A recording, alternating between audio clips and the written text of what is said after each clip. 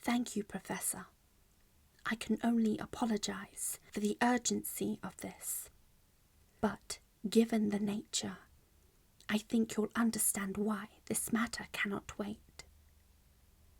As you may know, I recently returned from an expedition in the Peruvian Andes. The city of Cusco, to be precise. And whilst I was there, I met a man, or rather, was introduced to one. He told me about a legend, a secret hidden place in the mountains, but no one had been able to find it. This man, he sold me a map that he obtained through an antiques dealer who claimed that it was a fake, but because of its novelty, kept it to copy and sell. A tourist trap. But when I looked it over, I recognized a section, tunnels that run under Machu Picchu.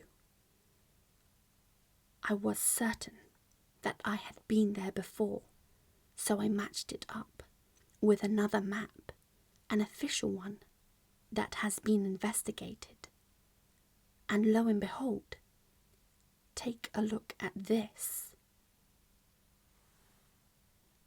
There is a whole new area that hasn't been explored.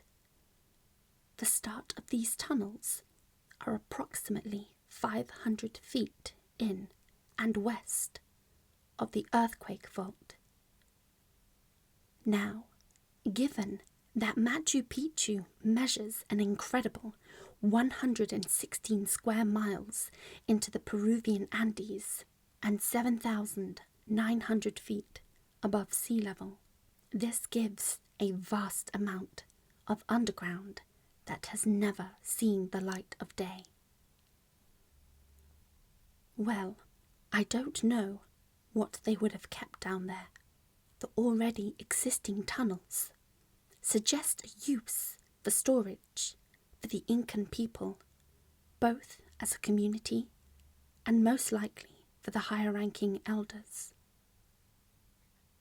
Yes, I did find, after reading as many detailed references as I could lay my hands on, the entrance to the cell-like area close to the Temple of Condor is not the same section as what we are looking at here. I haven't found any reason to suggest that the alleged prison cell area is in any way associated with this map. See, there's a small section here, south of the temple, and this is my tracing of the map that I have that doesn't show these sections. Another strange element that I have found is the connection of this tunnel running all the way to Torreon. That's correct, the Temple of the Sun. As the name suggests, archaeologists believe this distinctive curved structure was used for religious ceremonies related to the sun god, Inti. It does indeed have a well-carved cave underneath.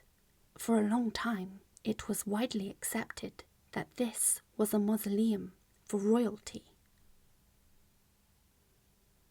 Oh, you've heard about the strange details of the cave. The staircase leading to nowhere suggests to me a belief in the ascension to heaven or some kind of holy place. What the Incas believed in their form of religion, as you no doubt know, can't be substantiated due to the lack of recorded historical texts. But the stairs aren't the first of their kind.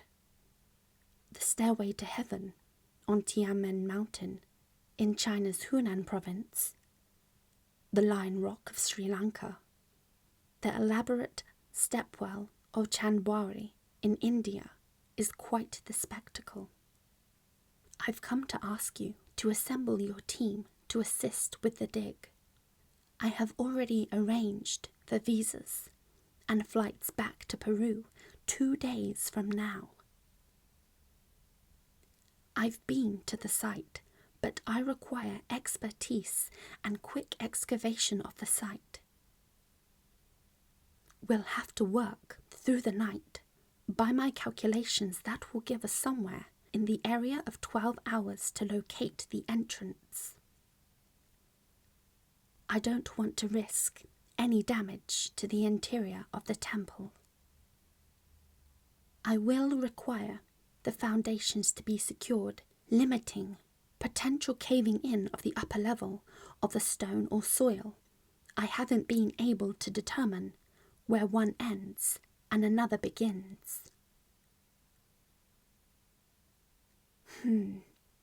The citadel is so well preserved, even Hiram Bingham couldn't work out how something man-made fit so well into a mountainous terrain.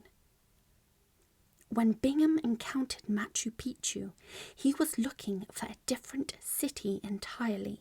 It was only by chance, and, now that I think about it, very similar circumstances to which I find myself in. The original city was Vilcabamba, a hidden capital where the Inca had escaped after the Spanish conquistadors arrived in 1532. That's right. Hiram Bingham spent most of his life arguing that Machu Picchu and Vilcabamba were one of the same.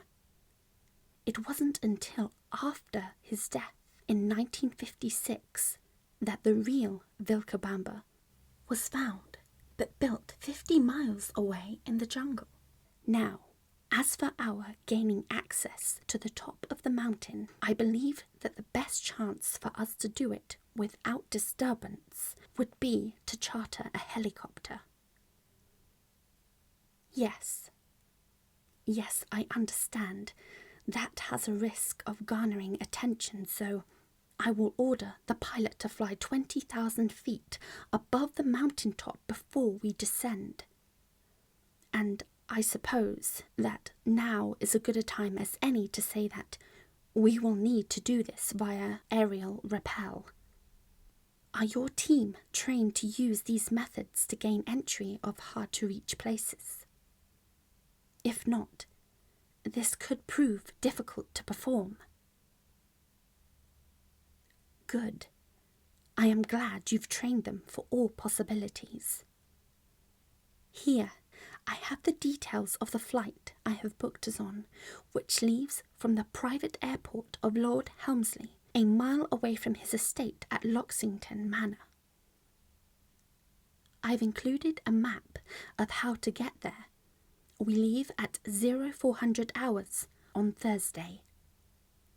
I will provide the equipment we need to jump from the helicopter, but I kindly implore you to bring only essentials that I will entrust to your judgment. No, I don't plan to take anything that we find. I believe that that is a right only to be given to the native people of Peru. Aha. I thought you'd never ask.